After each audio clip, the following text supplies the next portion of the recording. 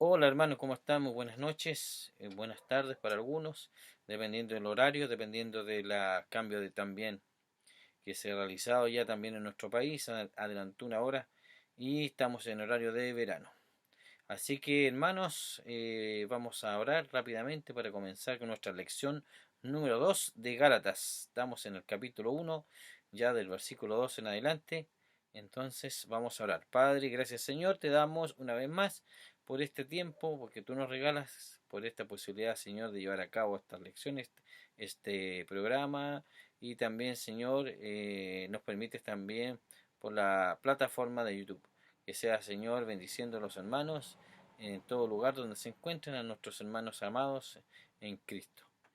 Padre, ayúdeles, bendíceles y que podamos también nosotros aprender cada día más de ti. En el nombre de Jesús, amén y amén. Bien, hermanos, les saludo, como les decía, en el amor de nuestro Señor, a todos los hermanos oyentes, nuestros hermanos que han seguido las lecciones, tanto de, de Marcos como también ahora la lección de Gálatas. Este estudio de la Academia Bíblica está impartida por la Iglesia Alianza Cristiana Misionera de Labranza y Fundo El Carmen, liderado también por nuestro pastor Luis Mariqueo. Así que hermanos, vamos a eh, poner también un poco de música de fondo para que usted pueda tener también esa eh, descanso en el Señor a través de la alabanza, y así vamos estudiando la lección número 2. Entonces regresamos hoy, estimados hermanos, estimado oyente, a la epístola del apóstol Pablo a los Gálatas, y estamos en una sección que hemos identificado como la introducción también, y en los primeros 5 versículos de este libro encontramos una salutación, un saludo bastante frío, decíamos, y formal por parte del apóstol Pablo a estas iglesias que estaban prestando atención a los que estaban promoviendo la observancia de la ley de Moisés. Luego el apóstol Pablo iba a pronunciar una disertación cálida y digamos que bastante apasionada en los versículos 6 al 10, y dejaría bien en claro que era el verdadero evangelio. En nuestra lección anterior, en el versículo 1, dijimos que Pablo estaba diciendo aquí algo que era muy importante, que él era un apóstol no por disposición de hombres, y en el griego la preposición decía apo, da a la traducción el significado no de parte del hombre, es decir, que no era apóstol debido a disposiciones legales emanadas de los hombres, y tampoco había sido nombrado o comisionado después de haber sido ido a algún colegio o haber completado algún curso especial. También aclaró que su apostolado no era por hombre. Ahora la preposición decíamos que día indicaba que no fue designado por medio de los hombres, es decir, a través del ritual de la imposición de las manos. Entonces vamos al versículo 2 que dice: y todos los hermanos que están conmigo a las iglesias de Galacia. Usted puede notar que fue una salutación fría, formal y escueta, muy breve, no se menciona a nadie personalmente, él no estaba escribiendo a una sola iglesia, sino a varias, es decir, a las iglesias de Galacia. Hay dos formas entonces en las cuales la palabra iglesia fue utilizada en el Nuevo Testamento, y es un significado del término incluye a todo el cuerpo de creyentes de todos los diferentes grupos, es decir, a aquellos que han confiado en Cristo y le han recibido como su Salvador personal. Y el otro significado de esta palabra iglesia se refiere a las asambleas o congregaciones locales, y es así como se utilizó en este pasaje de la carta a los Gálatas. Y había diferentes iglesias o congregaciones locales situadas en varios lugares ahí en la zona de Galacia, y había una en Antioquía, también en Derbe, en Listra y en otras ciudades que el apóstol había visitado. Y así estaba escribiendo a todas aquellas congregaciones, por eso hemos dicho que aquí el significado del término iglesia se refiere a la iglesia local y no al cuerpo espiritual de los creyentes en general. Y ahora cuando lleguemos a la carta de los Efesios, ahí vamos a poder también, en el caso que lo pudiéramos estudiar, vamos ahí o se puede ver ahí entonces a la iglesia como un cuerpo incorporado de todos los creyentes en general, que es la iglesia invisible, pero este cuerpo invisible se hace visible en un organismo, en ese cuerpo, y los creyentes deberían estar identificados con un cuerpo local en la zona en que vive, y vemos nosotros el versículo 3, dice que gracia y paz sean a vosotros de Dios y de Dios Padre y de nuestro Señor Jesucristo. Este era el saludo formal que Pablo usaba en la mayoría de sus cartas, y aquí tenemos la palabra gracia, la cual ya hemos visto, que significa del griego caris, que era una manera típica de saludar a los no judíos en aquel tiempo, mientras que shalom, es decir, paz, era el saludo religioso de los judíos. Ahora es importante destacar aquí que la gracia de Dios debe ser experimentada antes de que la paz que proviene de Dios, el Padre, puede ser una realidad en la vida de una persona. Y ahora leamos el versículo 4 donde Pablo dijo, el cual se dio a sí mismo por nuestros pecados para librarnos del presente siglo malo, conforme a la voluntad de nuestro Dios y Padre. Y aquí tenemos otro de estos versículos maravillosos que cuando uno los lee, realmente no sabe cómo elevarse a esas alturas. El apóstol mencionó en el versículo 3 al Señor Jesucristo, y aquí dijo de Él, el cual se dio a sí mismo por nuestros pecados. Entonces, estimado hermano, estimado oyente, no hay nada que usted ni yo podamos añadir al valor del sacrificio de Cristo. Nada, nada, absolutamente nada. Él se entregó a sí mismo. ¿Y qué es lo que usted puede dar? ¿Alguna cosa? ¿Puede usted agregar algo a su sacrificio? Él se entregó a sí mismo. Cuán maravilloso y glorioso es esto, hermano amado. A la mayoría de los cristianos nos debería faltar las palabras cuando leemos un versículo como este. Cuando usted se da a sí mismo, usted ha dado todo lo que usted es, todo lo que tiene, su tiempo, su talento. Es decir, que usted ha entregado todo. Y Jesús se entregó a sí mismo por entero. Qué lindo sería eso de que uno entregue todo para el Señor. Y Pablo no pudo esperar más para decirlo, y el Señor Jesucristo se dio a sí mismo por nuestros pecados. Este fue entonces el germen del tema tratado por el apóstol, y Pablo le llamó nuestro Señor Jesucristo. Él es mi Salvador. ¿Puede usted también decir que Él es su Salvador, estimado oyente? ¿Puede usted también decir que el Señor es mi pastor? Una cosa es decir que el Señor es un pastor, y otra cosa muy diferente es decirlo en una forma posesiva. El Señor es mi pastor. ¿Puede usted referirse a Él de esta manera, estimado oyente? Pablo continuó diciendo, para librarnos del presente siglo malo. Observemos que Él nos rescata de este mundo malvado. Aquí tenemos, por lo tanto, el valor presente del Evangelio, que demuestra su poder y autenticidad. El Evangelio puede liberarle. Hemos recibido muchísimas cartas de gente o testimonios de personas, ¿cierto?, que se han vuelto a Cristo y han experimentado esa liberación. Han sido liberados de la droga, el alcohol, de pecados sexuales, y en estos casos solo Cristo puede traer libertad a las personas, y ello demuestra la autenticidad del Evangelio. Es que Cristo se entregó por nuestros pecados, ocupó nuestro lugar en aquella cruz, murió por nosotros y resucitó de los muertos para librarnos de todas las formas de la esclavitud de un modo perverso. Y ahora lo que hemos dicho, perdón, hasta ahora no agota la riqueza de este versículo. Observemos que su liberación fue conforme a la voluntad de nuestro Dios y Padre. Él nos puede librar, y eso no será de acuerdo a la ley. Eso no será de acuerdo a la ley. Pero que tiene que ser de acuerdo con la voluntad de Dios, estimado oyente. La voluntad de Dios es que cuando Él le salva, usted no tiene que vivir en el pecado. Él nos puede librar, Él quiere librarnos. Él nos librará, y lo hará según la voluntad, la voluntad de Dios. Está claro entonces que la voluntad de Dios es que usted sea liberado. Leamos el versículo 5, dice, a quien sea la gloria por los siglos de los siglos. Amén. Este fue un momento en que Pablo se detuvo para rendir alabanza a Dios. Hemos llegado a convencernos de que debemos alabar a Dios mucho más de lo que lo hacemos. Yo no sé si usted lo alaba a Dios constantemente, no sé si usted ha llegado al convencimiento de que debe alabar a Dios mucho más de lo que lo estaba haciendo. Tenemos que ir entonces bien al grano y llegar a lo básico, y estimado oyente, para poner el dedo ahí en la llaga, como se dice. Alabó usted a Dios esta mañana al levantarse, le dio gracias a Él por el nuevo día. Quizás desde el punto de vista del clima, hace frío, hace calor, o está cayendo una tormenta, o puede que sea un día difícil en que hay que tomar decisiones críticas o enfrentar graves problemas. Pero ¿no ha encontrado usted motivos para agradecerle y alabarle por haberle permitido llegar hasta este día? El autor de estos estudios dice que él había tenido que sufrir una enfermedad, ¿ya? Y cuenta que cada día lo primero que debía hacer por la mañana era decir gracias, Señor, por traerme este nuevo día. Necesitamos entonces alabarle más. Deseamos nosotros que la gloria y la honra sean para el nombre de nuestro Señor, para nuestro Salvador. Él es Dios, manifestando en un cuerpo físico. Él se entregó a sí mismo por nosotros, ¿cierto? Entonces debemos de alabar su nombre. Entonces para Él sea la gloria por los siglos de los siglos. Y ahora eso de por los siglos comenzaba para el apóstol en ese momento y continuaría hasta, hasta la eternidad. Esto concluye los saludos del apóstol Pablo. Aunque estos versículos contienen algunas verdades gloriosas, creemos que hay que admitir que esta forma de saludar del escritor de esta carta fue fría e impersonal.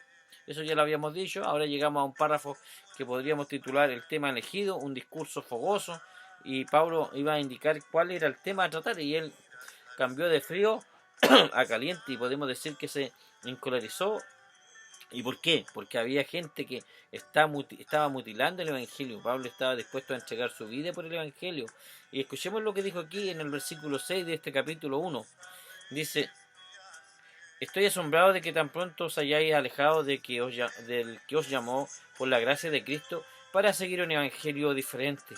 El evangelio tiene dos aspectos y puede ser usado en realidad en dos sentidos. Están los hechos del evangelio y la interpretación de los hechos. Diremos entonces que los hechos del evangelio son la muerte, la sepultura y la resurrección corporal de Cristo. Y el apóstol Pablo mismo dijo en su epístola a los Corintios capítulo 15 versículo 3: primeramente os he enseñado lo que asimismo recibí, que Cristo murió por nuestros pecados conforme a las Escrituras, que fue sepultado y que resucitó al tercer día, conforme dijimos a las Escrituras. Entonces estos son los hechos históricos del Evangelio, que no pueden ser cambiados. Alguien que no mencione estos acontecimientos no estará predicando el Evangelio, y estos hechos han de ser recibidos por la fe y solamente por la fe.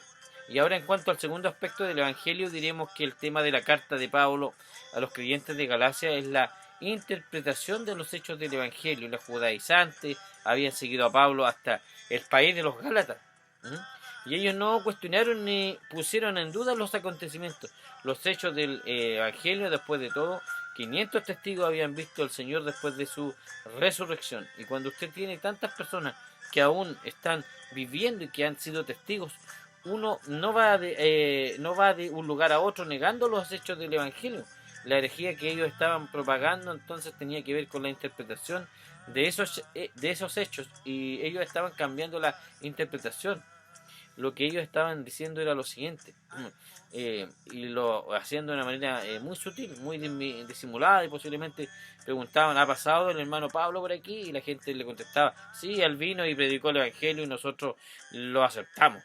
Somos convertidos y conocemos ahora a Cristo por nuestro Salvador y formamos parte del cuerpo de creyentes. Y entonces respondían: ah, sí, que él dijo eso, que bien, ustedes saben que el hermano Pablo es muy exacto en lo que está diciendo, pero nos dice todo lo que tiene que decir. Les dijo, por ejemplo, que tenían que guardar la ley. No les dijo eso. No les dijo eso. Pues bien, les debería haber dicho que si ustedes tienen que confiar en Cristo, pero también tienen que seguir la ley de Moisés, o de otra manera no serán salvos. Esa fue una de las herejías conocidas más antiguas y aún está presente en la actualidad. Entonces implica añadir algo al Evangelio de la Gracia. Y requiere hacer algo en vez de creer simplemente en algo.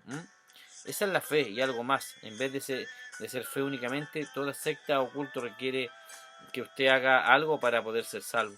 Eso es lo que ellos lo quieren a usted, tratar de atrapar mediante estas mentiras. Está tratando de decirle que tiene que hacer algo más para poder ser salvo, y no es así. Esa es una herejía. Eso es lo que pretendían estas personas.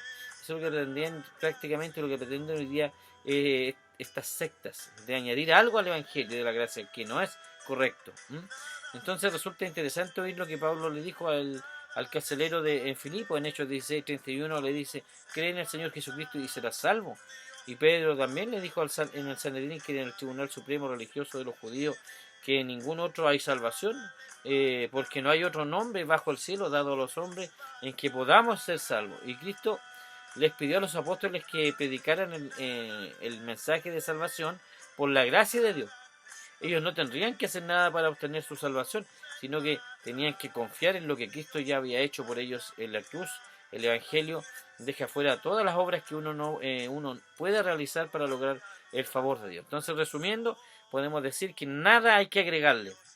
Nada hay que agregarle. Y eso es lo que Pablo pretendía dejar muy en claro. Por ello, comprendemos por qué el apóstol les habló de esa manera cuando les dijo en el versículo 6: estoy asombrado de que tan pronto os hayáis alejado del que os llamó por la gracia de Cristo para seguir un evangelio diferente. Pero continuamos leyendo en el versículo 7, dice: no que haya otros, sino que hay algunos que os perturban y quieren alterar el evangelio de Cristo. Esa palabra alterar proviene de la palabra griega metastrafo.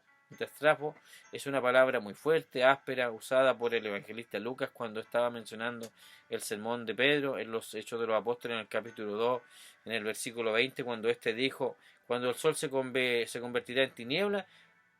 Y en Santiago 4:9 también usó la misma palabra cuando dijo: vuestra risa se convertirá en lloro. En otras palabras, al intentar cambiar el evangelio tenía el mismo efecto de convertirlo en lo opuesto, lo contrario a lo que era en realidad.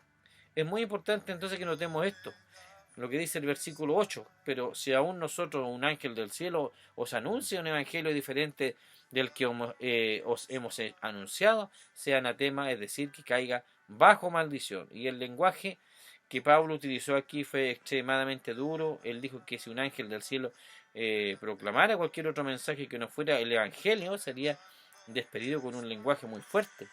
Y en nuestros días hay muchos cultos y sectas que están intentando presentar otro evangelio, aunque aquellos que lo propagan pueden ser seguidos con la misma devoción que si fueran ángeles.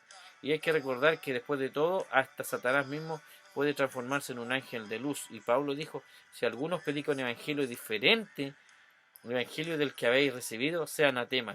Entonces, estimado hermano, estimado oyente, no podríamos expresarlo en un lenguaje más claro ni más duro. Y luego él continuó diciendo en el versículo 9: como antes hemos dicho, también ahora lo repito: si alguien nos predica un evangelio diferente del que habéis recibido, sea anatema. O sea, que predicase el evangelio o un evangelio diferente quedaría bajo la maldición.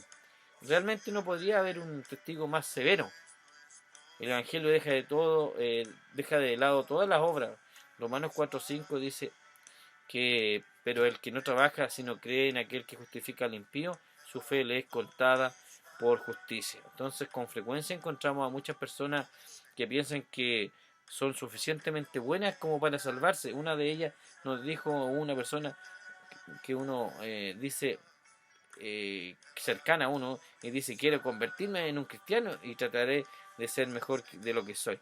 Y si consigo mejorar, llegará a ser cristiano, o llegaré a ser un cristiano. Entonces le respondimos: si usted mejora, nunca se convertirá en un cristiano. La única clase de personas que Dios está salvando son a las personas pecadoras.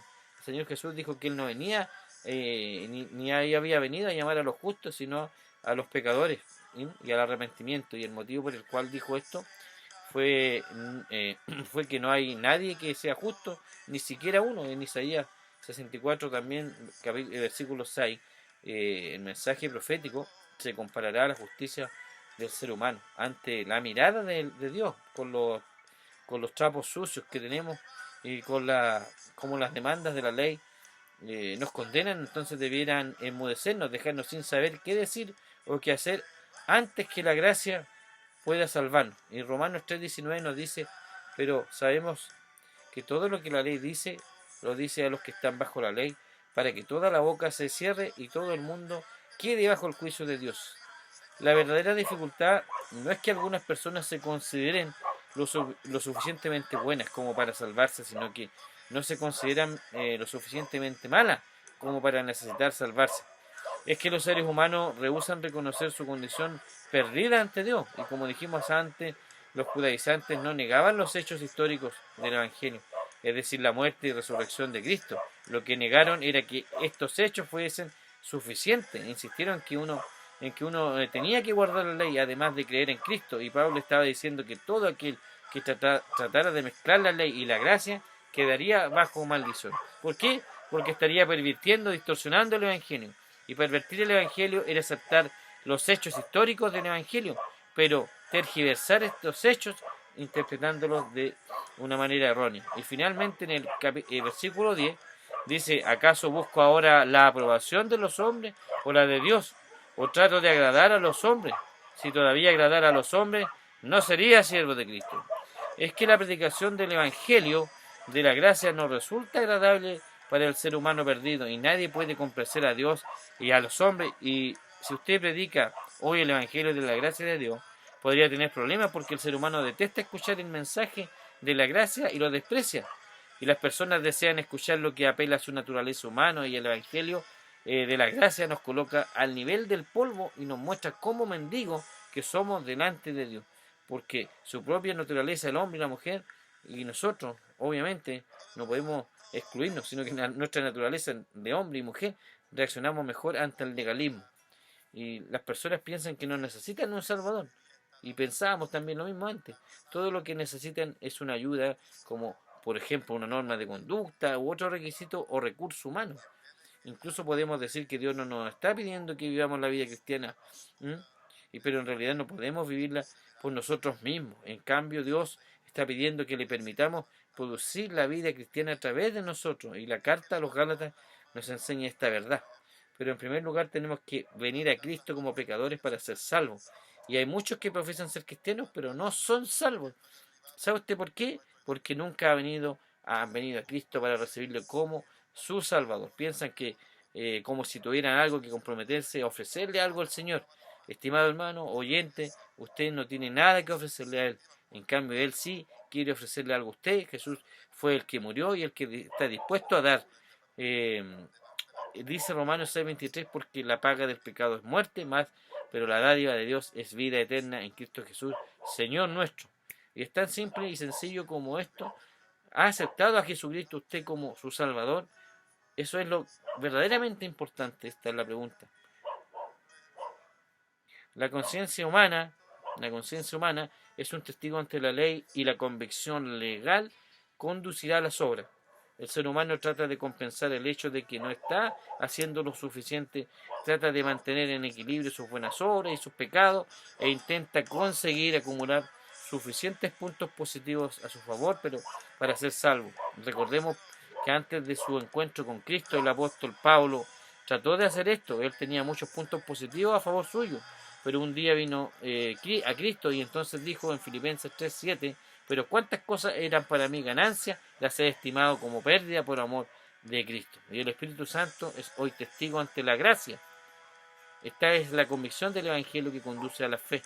En realidad la ley niega la caída del hombre, y esta era la posición de Caín, quien ofreció a Dios los resultados de su esfuerzo personal, mientras que la gracia reconoce la caída del ser humano, como Abel hizo cuando trajo su ofrenda ante Dios. Estimado hermano, estimado oyente, por todo ello le invitamos a presentarse delante de Dios tal como como usted se encuentra. No necesita traer nada para ofrecerle a Dios, simplemente y por la fe puede mirar el sacrificio de Cristo a favor suyo, reconociéndolo que es suficiente para perdonar sus pecados y establecer una relación con Dios. Y con sus propias palabras, las que salgan espontáneamente de su corazón, pueda aceptar su ofrecimiento de salvación. Hermanos, vamos a orar para terminar ya la lección número 2. Padre bueno, Padre lleno de tu gracia, lleno de tu gloria, Señor, en esta noche, Padre, en esta tarde ya queremos, Señor, darte la gloria y la honra a ti. Queremos, Señor, decir que tú eres nuestro Dios, que tú eres nuestro Señor.